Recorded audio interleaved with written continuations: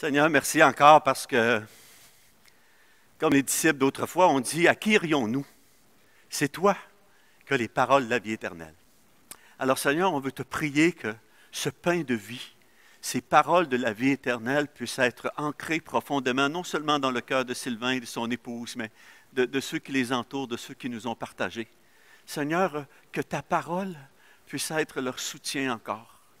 Que ton esprit, Seigneur Dieu, pendant ces croyants, puisse leur rappeler que tu ne les as pas oubliés, qu'au sein de la détresse, tu es là, tu marches avec nous. C'est toi qui nous as dit, Seigneur, je vous laisse la paix. Vous allez avoir des tribulations dans le monde, mais prenez courage, j'ai vaincu le monde. Seigneur, je veux juste te prier pour que, en tant que communauté chrétienne, on puisse les soutenir, les encourager, les élever vers toi par nos prières, afin, Seigneur, que tu touches leur vie, que, Seigneur, tu te rendes visible à leur cœur, à leur foi, pour ta gloire, pour leur bien, ici, maintenant, et pour l'éternité. Au nom de Jésus. Amen. Bon courage, mon frère.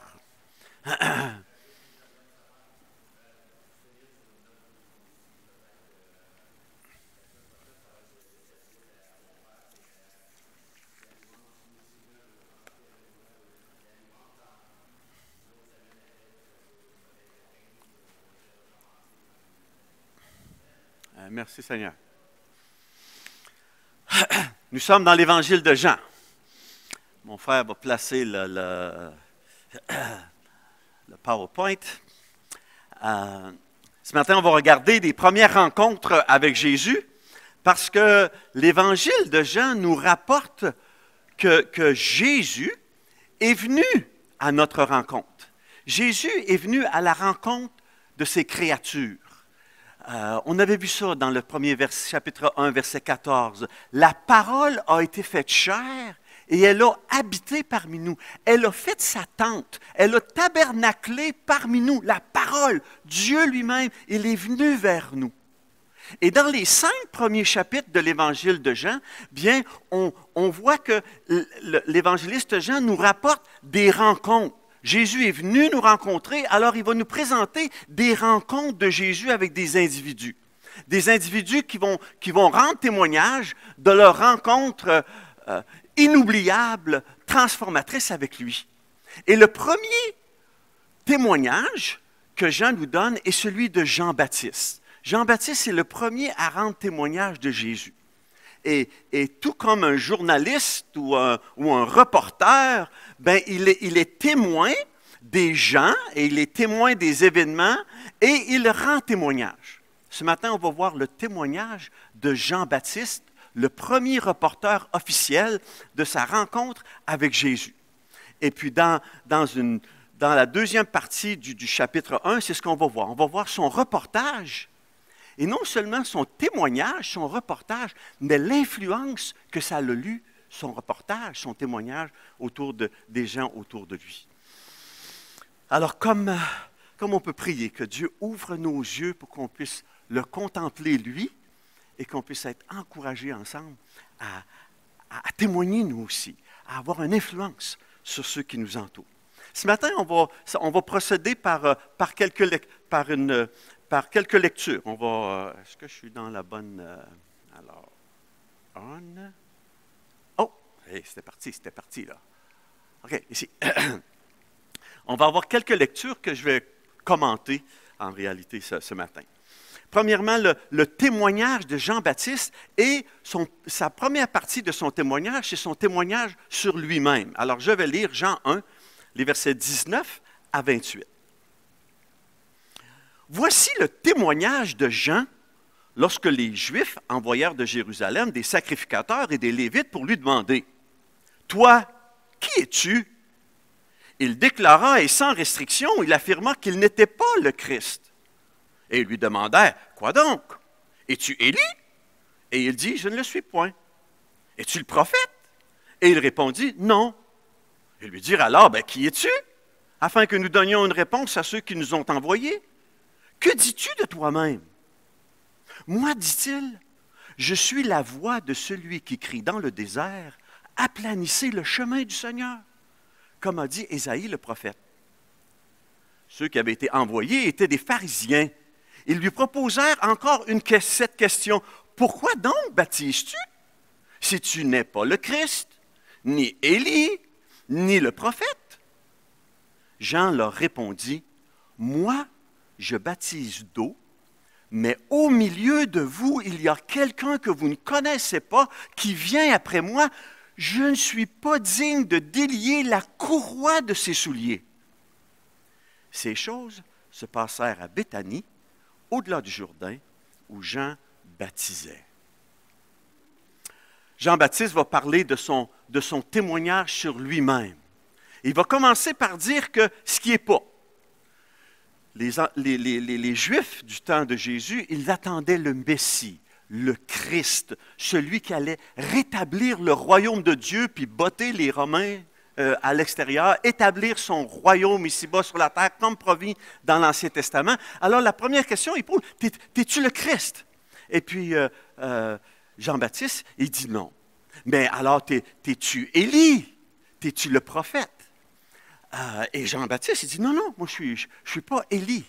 Parce que, encore, les Juifs qui connaissaient l'Ancien Testament, ils savaient que ce que le dernier livre de l'Ancien Testament avait affirmé. Malachie, chapitre 4, verset 5, ça disait, Dieu avait dit, « Voici, je vais vous envoyer Élie, le prophète, avant que le jour de l'Éternel arrive, ce jour grand et redoutable. » T'es-tu Élie qui vient et qui est avant ce grand jour redoutable, le jour de l'Éternel qui va écraser les ennemis? T'es-tu Élie?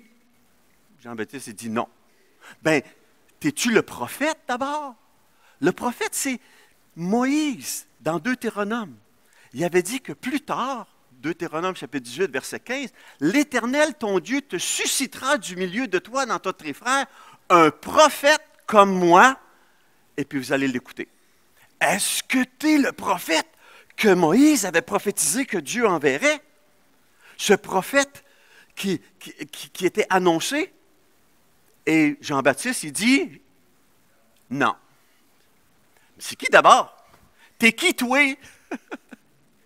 Je trouve ça drôle parce que quand j'ai été enseigné dans le Nord, chez les Naskapi, il y a souvent des profs qui viennent dans le Grand Nord, Kaboa-Chicamac, dans 12 heures de train en haut de Fermont. C'est là, j'étais là pendant 5 ans. Et beaucoup de professeurs vont enseigner, puis l'année d'ensuite, ils en ont assez. Moi, j'ai aimé ça, j'ai resté là 5 ans, avec Alma.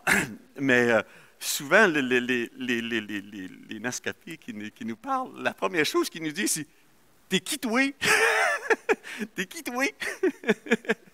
Ben, c'est ce que les Juifs, et ça dit les Juifs. Souvent, dans l'Évangile de Jean, les Juifs, ça parle des autorités juives. Ce n'est pas toute la population qui a envoyé une gang de monde, c'est la gang du Sanhédrin qui a envoyé quelques Sadducéens, puis les pharisiens demandaient à Jean-Baptiste qui il était. Mais t'es qui, toi? Alors Jean-Baptiste répond, ben moi, je suis une voix qui annonce. Je suis la voix qui annonce ce que Ésaïe, chapitre 40, avait dit, « Console mon peuple, console Israël. » Comment est-ce que tu vas le consoler? Tu vas le consoler par la bonne nouvelle que le Seigneur vient. Le Seigneur vient te rencontrer. Le Seigneur vient te bénir. Alors il dit, moi je suis la voix qui crie dans le désert, préparez, aplanissez le chemin du Seigneur. Si on regardait Ésaïe 40, il dit dans ce que dit Ésaïe, ben c'est le texte. Une voix crie, préparez au désert le chemin de qui? De l'Éternel. Aplanissez dans les lieux arides une route pour qui? Pour notre Dieu. Dieu vient vers vous. Que toute vallée soit exaucée, que toute montagne, toute colline soit abaissée, que les coteaux se changent en plaine et les défilés étroits en vallons. Alors, la gloire de l'Éternel sera révélée et au même instant, toute chair la verra, car la bouche de l'Éternel a parlé. Jean-Baptiste dit, non, je ne suis pas le Christ. Non, je ne suis pas Élie. Non, je ne suis pas le prophète que Moïse a enseigné. Moi, je suis juste une voix, mais une voix qui annonce quelqu'un. Une voix qui annonce le Messie, Dieu, la bonne nouvelle de la venue du Seigneur. Jean-Baptiste, il est une voix qui est humble et courageuse. Il est une voix qui aide le peuple à redresser. Il dit, je suis là pour rendre facile le chemin qui mène à Dieu. Oh, j'aime assez sur cette phrase-là. Jean-Baptiste, c'est quelqu'un qui rend l'accès à Dieu facile. Ça parle à mon cœur. Les gens qui me connaissent, les gens qui vous connaissent, est-ce que vous êtes des gens qui, finalement, rendez facile l'accès à Jésus lorsqu'il vous voit, lorsqu'il vous entend, lorsqu'il vous regarde? Mais c'est ce que Jean-Baptiste fait. Il est cette voix qui rend facile le chemin qui mène à Dieu. Il est une voix qui invite à la repentance et qui pointe au personnage le plus important. Et il dit qu'il l'a précédé, puis il dit qu'il va le suivre. Il trouve cette personne-là si importante qu'il dit, cette personne-là, là, si j'étais son plus petit esclave, là, je ne me sens même pas digne d'être celui qui détache ses sandales quand il rentre dans la maison. Il voyait Dieu élevé. Jean-Baptiste était une voix humble, une voix courageuse, une voix encourageante. Je dois vous dire que Jésus il y avait une autre perspective, un autre témoignage de Jean. Vous savez, dans Matthieu, par exemple, dans Luc, il va parler, Jésus va rendre témoignage à Jean-Baptiste. Il dit, qui vous a été voir dans le désert? Un roi bien habillé, bien beau. Elle va aller voir un prophète? Oui, vous avez été voir un prophète. Et en réalité, plus qu'un prophète, vous avez été voir le messager de Dieu. Celui qui vient avec l'esprit, avec la puissance d'Élie, pour ouvrir la voie, la venue du Dieu vivant. Ça, c'est le témoignage que Jésus a donné. Il dit, parmi ceux qui sont nés de femmes, il n'y en a pas paru de plus grand que Jean-Baptiste. Parenthèse pour vous et moi, mais nous qui sommes dans le royaume de Dieu, qui sommes entrés, qui sommes partis de la famille de Dieu, on est encore plus élevés que Jean-Baptiste dans le royaume de Dieu. Nous aussi, alors, avec courage, on doit pointer les gens vers Jésus. On doit rendre facile l'accès des gens vers Jésus à travers nos paroles, à travers notre témoignage, à travers notre comportement. Le témoignage de Jean-Baptiste sur lui-même, et nous allons lire les versets 29 à 34 pour le témoignage maintenant de Jean-Baptiste sur Jésus. Comment est-ce qu'il perçoit Jésus? Verset 29. Le lendemain, Jean-Baptiste, il vit Jésus venant à lui et il dit, « Voici l'agneau de Dieu qui ôte le péché du monde. C'est celui dont j'ai dit, après moi, vient un homme qui m'a précédé, car il était avant moi. Je ne le connaissais pas, mais c'est afin qu'il soit manifesté à Israël que je suis venu baptiser d'eau. » Jean rendit ce témoignage. J'ai vu l'Esprit descendre du ciel comme une colombe et s'arrêter sur lui. Je ne le connaissais pas, mais celui qui m'a envoyé baptiser d'eau, il m'a dit, « Celui sur qui tu verras l'Esprit descendre et s'arrêter, c'est celui qui baptise du Saint-Esprit. Et j'ai vu et j'ai rendu témoignage qu'il est le Fils de Dieu. » Jean-Baptiste donne son témoignage, il dit, Jean rendit ce témoignage-là, et il dit, et je rends témoignage à la fin, et j'ai rendu témoignage, il est le Fils de Dieu. Jésus, il dit, il est le Fils de Dieu. En préparant la voie de notre Dieu, la voie du Seigneur, Jean affirme qu'il était avant lui, puis qu'il était après lui. Il était l'Éternel, finalement. Jésus est le début, Jésus est la fin. Dans la Bible, on va dire, il est l'alpha, il est l'oméga, alpha la première lettre de l'alphabet grec, oméga la dernière lettre de l'alphabet grec. Alors, il est le début et la fin. Il dit, Jean-Baptiste, il dit, celui-là, je ne le connaissais pas. Mais je sais, par exemple, il était là depuis toute éternité, puis il va être là bien après moi. J'ai vu et j'ai rendu témoignage qu'il est le Fils de Dieu. Et ça s'est confirmé lorsqu'il a dit, celui qui m'avait envoyé, il a dit, quand tu vas voir l'Esprit descendre comme une colombe sur lui, c'est lui le Fils de Dieu. Et il dit, c'est ça que j'ai vu. Et c'est ça que j'ai rendu témoignage. Puis à son tour, Jean-Baptiste, il dit, moi je vous baptise d'eau, un baptême de repentance. Un baptême qui dit, je me détourne de mes péchés et je veux marcher avec Dieu. Jean-Baptiste dit, ça c'est un baptême d'eau, un baptême de repentance. Mais il dit, celui qui me suit, par exemple, lui, il va faire quelque chose d'autre. Il va vous baptiser du Saint-Esprit. Il va faire amener Dieu en vous. Il va vous faire naître de l'Esprit. Il va vous rendre participant de son corps à lui. Vous allez devenir, l'Église, là, j'ajoute des mots, mais c'était la perspective de Jean-Baptiste. Lui, il va vous baptiser du Saint-Esprit. Il va vous incorporer dans son corps. Il va créer de vous un nouveau peuple, l'Église. Jésus est le Fils de Dieu, il dit. Il est l'alpha, l'oméga. Mais aussi, il dit, Jésus, quand il le voit, pour qu'il puisse nous incorporer dans son corps, pour qu'on puisse devenir l'Église, Jésus est l'agneau de Dieu qui ôte le péché du monde. Oh, tellement riche comme information.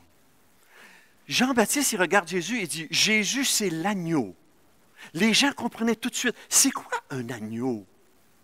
Dans l'Ancien Testament, l'agneau était l'animal que l'on amenait pour le sacrifice. Et l'agneau, il était offert comme substitut du coupable.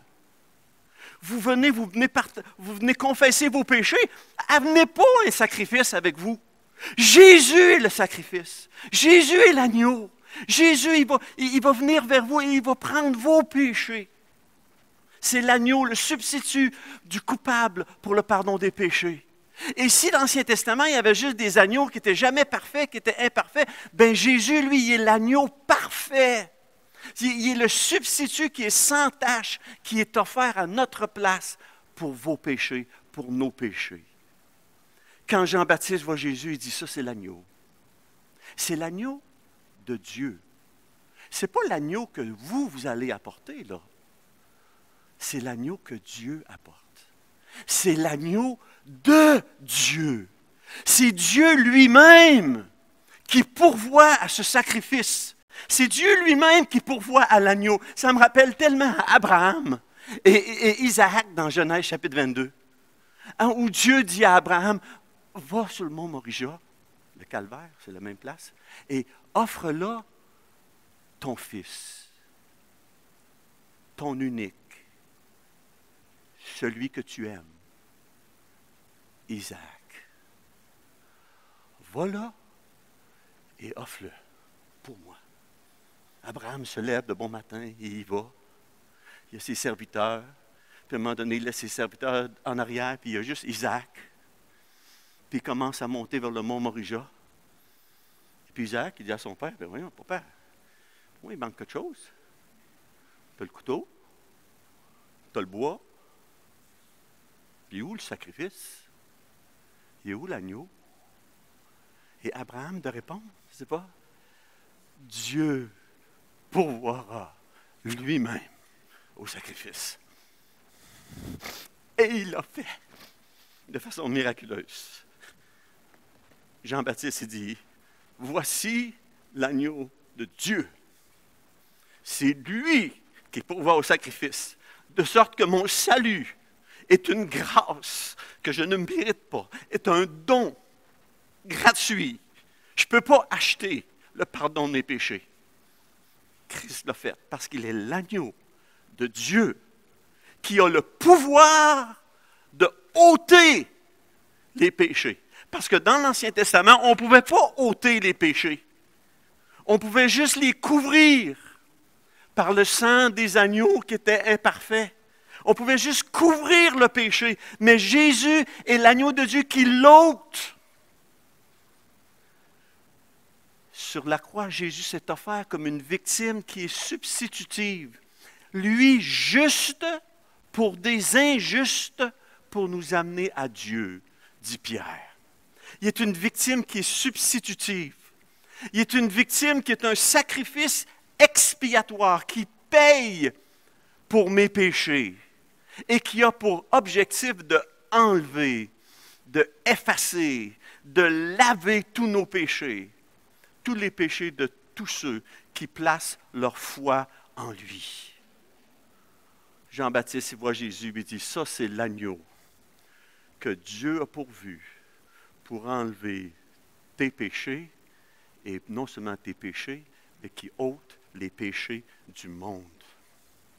La bonne nouvelle de l'Évangile, c'est que le paiement pour nos péchés et pour ceux du monde a été fait par Jésus pour nous. Et il suffit pour chacun de nous de comprendre ce message-là et de le réclamer. Pas juste de le comprendre. Pas juste de penser que j'ai 1 milliard de dollars dans la banque. C'est inutile si je ne m'en sers pas pour acheter mon bacon le lundi matin. Parce qu'il est resté là. Le sang de Christ, il est efficace, il est suffisant pour tous. Mais il nous faut recevoir, c'est ce que Jean disait dans le premier chapitre, à tous ceux qui l'ont reçu, à ceux qui croient en son nom, il a donné le pouvoir de devenir enfants de Dieu, lesquels sont nés de la volonté de l'homme, ni de la volonté de la chair, mais ils sont nés de Dieu. À ceux qui l'ont reçu, Paul va dire dans Romains chapitre 10, quiconque invoquera le nom du Seigneur. Il faut l'invoquer. Jésus est l'agneau de Dieu qui ôte le péché du monde. Et son sacrifice, il est suffisant pour tous, mais il est efficace seulement pour celui qui place sa foi en Jésus, pour celui qui croit. Jean-Baptiste, il nous invite, en regardant à Jésus, à contempler sa beauté, la beauté de Jésus, sa grandeur, son sacrifice immense. Et quand je le regarde, ça m'amène à considérer ma propre petitesse, mon propre privilège d'être appelé un ami de Dieu, un frère de Jésus. Il n'y a pas de plus grand amour, Jésus disait, que de donner sa vie pour ses amis, et c'est ce qu'il a fait. Il a fait ça pour vous, il a fait ça pour moi. Et Jean-Baptiste, il dit, regardez-le, considérez-le, il vient vers vous. C'est aussi réaliser que cet agneau de Dieu qui ôte le péché du monde, il ne nous abandonnera jamais. Parce que si Dieu a tellement investi pour notre salut dans la personne de Jésus, il va-tu nous lâcher quand ça va un peu moins bien? Si je m'étais acheté une Cadillac, c'est peut-être plus bon, un Hummer, peut-être, ça serait plus... si je m'étais acheté un Hummer, puis que soudainement le prix du gaz est à 2,5 piastres le litre, si j'ai les moyens de m'acheter un Hummer, peut-être que je vais avoir les moyens de mettre du gaz dedans, même si c'est 2,5 piastres au lieu d'1,5 piastre. Mais la Bible a dit la même chose. Celui qui n'a pas épargné son propre fils, mais qui l'a livré pour nous tous, comment ne nous donnera-t-il pas aussi avec lui toutes choses? Celui qui a rien ménagé pour mon salut, c'est le même qui ne ménagera rien pour marcher avec moi jour après jour, même dans la difficulté. Témoignage de Jean-Baptiste pour lui-même, témoignage de Jean-Baptiste pour les autres. Regardons finalement son influence, l'influence de Jean-Baptiste sur ceux qui l'entouraient. D'abord sur Jean et sur André, dans les versets 35 à 42. Je vais voir.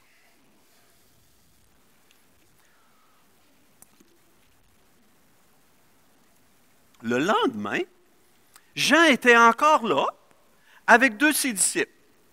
Et ayant regardé Jésus qui passait, il dit, « Voici l'agneau de Dieu. » Les 2 disciples l'entendirent prononcer ces paroles et ils suivirent Jésus. Jésus se retourna et voyant qu'ils le suivaient, il leur dit, « Que cherchez-vous? » Ils lui répondirent, « Rabbi, ce qui signifie maître, où demeures-tu? Venez, leur dit-il, et voyez. » Ils allèrent et ils virent où il demeurait, et ils restèrent auprès de lui ce jour-là. C'était environ la 10e heure. André, frère de Simon-Pierre, était l'un des deux qui avait entendu les paroles de Jean puis qui avait suivi Jésus. Ce fut lui qui rencontra le premier son frère Simon et lui dit, « Nous avons trouvé le Messie », ce qui signifie Christ, et il le conduisit vers Jésus. Jésus, l'ayant regardé, dit, « Tu es Simon, fils de Jonas. Tu seras appelé Céphas, ce qui signifie Pierre. » Jean-Baptiste, il témoigne de Jésus et il influence ceux qui sont autour de lui. Il commence par deux disciples. Jean, il s'appelle toujours le disciple. Il ne dit pas c'est moi Jean, là, ou c'est moi. Et c'est le disciple que Dieu aimait, le disciple sur lequel il mettait sa tête sur le sein de Jésus. C'est le disciple. Et il était avec André. Et André, lui, ça donnait, il était le frère de Pierre, de Simon-Pierre. Alors, sur la présentation de Jésus par Jean-Baptiste, deux des disciples, Jean et André, qu'est-ce qu'ils décident de faire? Ils décident de suivre Jésus. Parce que le but de Jean-Baptiste, ce n'était pas d'amener les gens à lui, c'est d'être une voie pour rendre facile le fait d'aller vers Jésus. Alors, c'est ce qui arrive. Deux disciples se mettent à suivre Jésus. Et Jésus devient leur rabbi, leur maître, leur Seigneur. Et quand Jean écrit ça, dans les années 90, alors que c'est arrivé dans les années 30, une soixantaine d'années plus tard, il s'en rappelle comme si c'était hier. Le moment de décision dans sa vie où il a décidé de suivre Jésus. Il a dit que c'était la 10e heure, cette journée-là. Il était comme les Romains, il commençait à 6 heures, fait que la 10e heure, c'était les 4 heures de l'après-midi quand c'est arrivé. C'est quand c'est arrivé, quand j'ai pris le choix, la décision de suivre Jésus. Et c'est encore très clair dans sa tête. 60 ans plus tard, il l'écrit dans son évangile. Je me demande pour moi-même ou pour toi, sais-tu toi quand tu as rencontré Jésus? Sais-tu toi quand tu as pris la décision de le suivre, d'être sauvé? On t'a présenté Jésus, puis tu as dit, c'est lui j'ai besoin. Prends-moi, Seigneur, sauve-moi, sois mon maître, sois mon Seigneur, sois mon sauveur. Le moment de ta conversion, est-ce qu'il est encore aussi frais dans ta mémoire? 23 décembre 1976, moi je vois ça dans ma tête à tout bout de champ. Dans le rang Lénès, au 2e étage, au bout du corridor. Ou dans Marc chapitre 5, Dieu m'a appelé. Il m'a rencontré là. Il m'a sauvé. Ça fait près de 50 ans. Je m'en souviens. Et peut-être que tu dis, ben moi, je me souviens pas de la date, puis de l'heure, puis d'exactement. Mais est-ce que tu te souviens qu'un jour, tu as pris la décision de suivre Jésus? Peut-être que ce n'est pas grave si tu ne te souviens pas de l'heure, de la place, mais est-ce que c'est clair dans ta tête? Un jour, j'ai pris la décision de dire, Seigneur, sauve-moi. Prends mes péchés, tu es venu à la croix pour ça. Sauve-moi et sois mon maître. Je veux marcher avec toi. Cette décision-là, elle doit être comprise dans ta tête. Elle doit être claire. Et pas juste, comme je parlais dimanche passé à une personne à l'église, comment t'es venu au Seigneur? J'ai demandé ça, comment t'es venu au Seigneur? Ah, tu sais, moi, mes parents sont chrétiens. Ouais, mais Jésus, Dieu, il y a juste des enfants, il n'y a pas des petits-enfants. Il faut que tu deviennes son enfant toi-même. Là. C'est toujours des... Et je m'étonne que parmi nos communautés chrétiennes de 2e génération, plusieurs n'ont pas la notion de « je me suis converti ». J'ai été sauvé, j'ai reçu Jésus comme mon sauveur personnel. C'est comme tout flou, cette affaire-là. J'aime Jésus, je lis sa parole, je prie. Oui, il y a plusieurs gens qui font ça à travers le monde. Ça ne garantit pas d'être un chrétien. Jésus a invité par la suite André et Jean à partager son existence. Puis cette soirée-là, pour Jean, ça a été le début d'une aventure merveilleuse, inoubliable, transformatrice, contagieuse. Tout de suite, André, il s'est levé, puis il a été partager son expérience avec son frère Simon. On dit, on a trouvé le Messie. André il a intéressé son frère à la personne de Jésus, puis il a dit, viens voir. Il l'a conduit à rencontrer Jésus. Et c'est ça, partager l'Évangile, bien plus que faire une prière automatique que j'ai priée il y a tant d'années. Puis c'est d'avoir été conduit vers Jésus. L'influence de Jean-Baptiste s'étend sur Jean, s'étend sur André, et il s'étend sur d'autres personnes, sur Nathanaël, sur Philippe, les versets 43-51. Le lendemain, Jésus voulut se rendre en Galilée, il rencontra Philippe et lui dit, « Suis-moi ». Philippe était de Bethsaïda, de la ville d'André et de Pierre.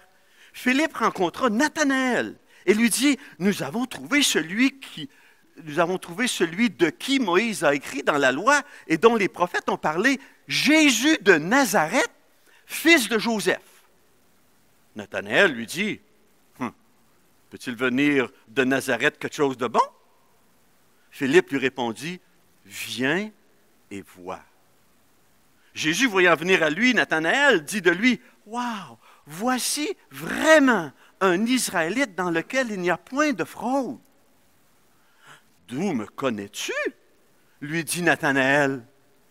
Jésus lui répondit, « Avant que Philippe t'appelle, quand tu étais sous le figuier, je t'ai vu. » Nathanaël répondit, lui dit, « Rabbi, tu es le Fils de Dieu, tu es le roi d'Israël. » Jésus lui répondit, « Parce que je t'ai dit que je t'ai vu sous le figuier, tu crois? Ben, tu verras de plus grandes choses que celles-ci. » Et il lui dit, en vérité, vous verrez désormais le ciel ouvert et les anges de Dieu monter et descendre au-dessus du Fils de l'homme. Jean-Baptiste a une influence sur Jean et André. André va voir son frère. Et le lendemain, il rencontre des gens du même village, Philippe et Nathanaël. Le cercle s'agrandit. Jésus commence par rencontrer Philippe, que André connaît bien, ils sont de la même village. Et Philippe, à son tour, il va voir Nathanaël, puis il l'invite, viens voir, viens et vois. Et en très peu de temps, 24 heures, 48 heures, je ne sais pas, mais Jésus se retrouve avec 5 disciples, suite à l'influence et au témoignage de Jean-Baptiste. Et ça nous amène à considérer Jésus, à regarder à lui. Comment ça se fait qu'en moins de 2 jours, il y avait 5 disciples qui sont collés à lui? Simplement d'abord parce que Jésus accueille. Jésus accueille ceux qui viennent à sa rencontre. Jésus a toujours les bras ouverts. Il veut nous recevoir. Il est venu pour nous rencontrer et il veut nous recevoir. Chaque personne est différente. Puis Jésus les accueille différemment, personnellement chacun. Pour André, pour Jean, c'était à travers une soirée inoubliable où Jésus a donné de l'hospitalité, puis il a dit, viens donc manger avec nous autres, puis ils ont placoté toute la soirée, puis ça a été fait pour Jean. André, il était converti, ça a commencé à 4 heures de l'après-midi, puis ça a duré le restant de sa vie. Jésus m'a accueilli chez lui, il a dit, viens donc manger avec nous autres, puis il a passé la soirée avec. Ça vous arrive d'inviter des gens comme ça? Pour Simon, Simon, toi, tu vas devenir un pilier. Tu vas devenir un roc. Tu ne te rappelles plus Simon, tu vas t'appeler Pierre, Céphas, parce que j'ai un plan pour toi. Tu vas devenir un pilier de l'Église. Tu vas devenir un roc solide. Jésus, il voyait des personnes. Et il ne voyait pas leur misère, leur faiblesse. Il voyait leur potentiel. Pour Philippe, c'était simple. Suis-moi. Et puis ça, c'est le cas de la vie chrétienne. Moi, je suis Jésus. Et Jésus dit, suis-moi. Philippe, ça a été suffisant pour ça. Nathanaël, lui, est un peu plus sceptique. Jésus de Nazareth, viens-tu quelque chose de bon de Nazareth? Alors, il arrive Jésus, puis Jésus dit, voyons, qu'est-ce qu'il y a, toi, là? Comment ça se fait que tu doutes de moi parce que je viens de Jésus, parce que je viens de Nazareth? Tu n'as pas lu ta Bible? Il y en a plein. Amos, il vient de là. Il commence à le chialer? Non. Ah!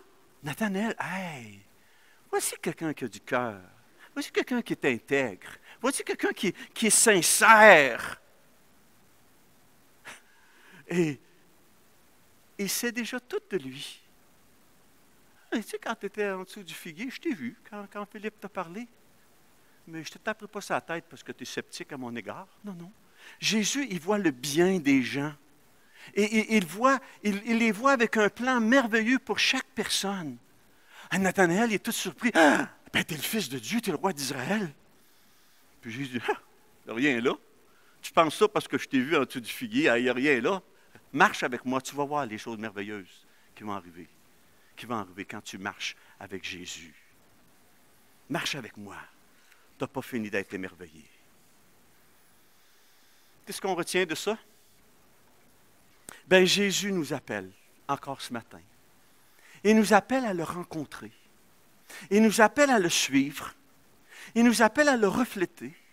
Il nous appelle à le célébrer. Est-ce que tu as rencontré Jésus? C'est qui pour toi? Jean, il nous en a présenté les premières rencontres avec Jésus, mais Jésus, il n'a pas fini. Jésus continue de rencontrer les gens. J'aime donner mon témoignage, comment j'ai été sauvé. Il y a quelques semaines, je l'ai donné sur un site Internet, Crois-tu? Ça a passé à Télémag, la semaine passée, ça passait. Mais ce que je dis toujours au début, c'est, moi je suis content d'être ici parce que je veux vous dire que Jésus m'a cherché et il m'a trouvé.